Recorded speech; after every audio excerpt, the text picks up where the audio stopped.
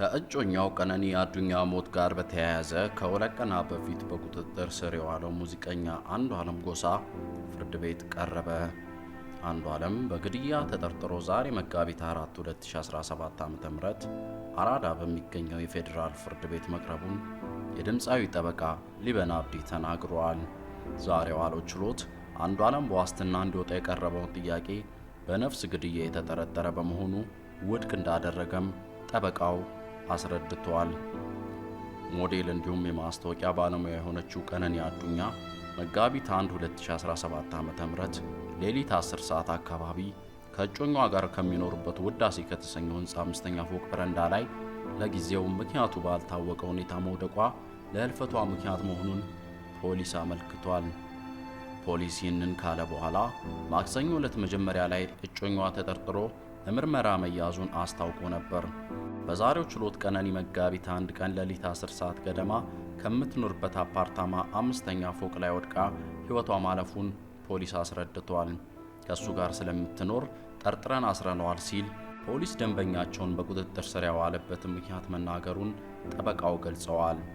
ምርመራ ለማድረግ 14 ቀን የጠየቀው ፖሊስ እስካሁን ድረስ አሻራ ማንሳትና የአስክሬን ምርመራ ማድረግ እንዲሁም የሰው ማስረጃ ማሰባሰብ ላይ እንዳለ ለፍርድ ቤት አስረድቷል።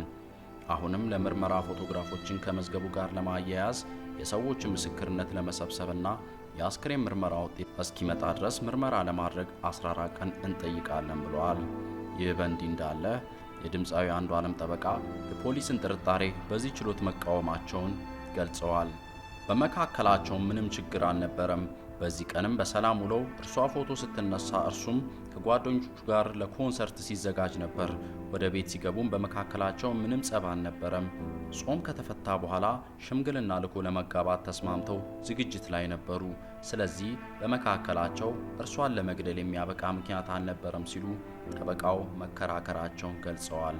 አክለውም ፖሊስም አሁን ወድቃ ተገኘች አለ እንጂ እርሱ እንደገፈተራት የሚያሳይ ነገር ስለሌለ አሁን ባለው ሁኔታ ቀነኒ ራሷን መግደሏን እንጂ በሌላ ግለሰብ ወይንም በእኔ ደንበኛ መሞቷን አላስረዳም በማለት በዋስትና እንዲለቀቅ መጠየቃቸውን ለቢቢሲ ተናግረዋል። በተጨማሪም አርቲስት አንዱዓለም ቋሚ አድራሻ ስላለውና በማንኛውም ሰዓት መቅረብ ስለሚችል እንዲሁም አሁን ሀዘን ላይ ስላለ ወጥቶ እንዲያስተዛዝን የዋስትና መብቱ እንዲጠበቅ መጠየቃቸውን ተናግረዋል። ሆኖም ፍርድ ቤቱ የዋስትና ጥያቄውን ውድቅ አድርጓል። ፍርድ ቤቱ በነፍስ ግድያ የተጠረጠረ በመሆኑ ለጊዜው የዋስትና ጥያቄውን አንመለከትም፣ የአስክሬን ምርመራ ውጤት ይምጣ፣ ማስረጃ ይሰብሰብ እና በቀጣይ ቀጠሮ የዋስትና ቀጠሮ የምናየው ይሆናል ማለቱን አስረድተዋል።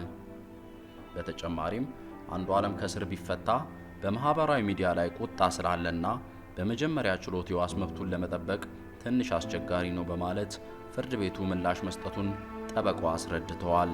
በዚህ መሰረት ፖሊስ ለምርመራው ከጠየቁ 14 ቀን ውስጥ 13 ቀን ተፈቅዶለት ቀጣዩ ቀጠሮ ለመጋቢት 7 ቀን 2017 ተሰጥቷል። የአርቲስት አንዱዓለም ጠበቃ አብረው ስለኖሩ ለማጣራት በቁጥጥር ስር ዋሉት እንጂ እርሱ ነው የገደለው ያሉት ነገር የለም። በችሎቱ እንደጠረጠሩት ተናግረዋል። ነገር ግን እሱ እንደገደለ የሚያሳይ ምንም ማስረጃ የለም ብለዋል። በ25 ዓመቷ ህይወቷ ያለፈው ቀነኒ የቀብር ስነ ስርዓት በቅድስት ሥላሴ ካቴድራል ቤተክርስቲያን ረቡዕ ዕለት ተፈጽሟል። አንዱዓለም በትናንትናው ዕለት በቀነኒ የቀብር ስነ ስርዓት ላይ ከፖሊስ ጋር በመሆን መገኘቱን ተረጋግጧል።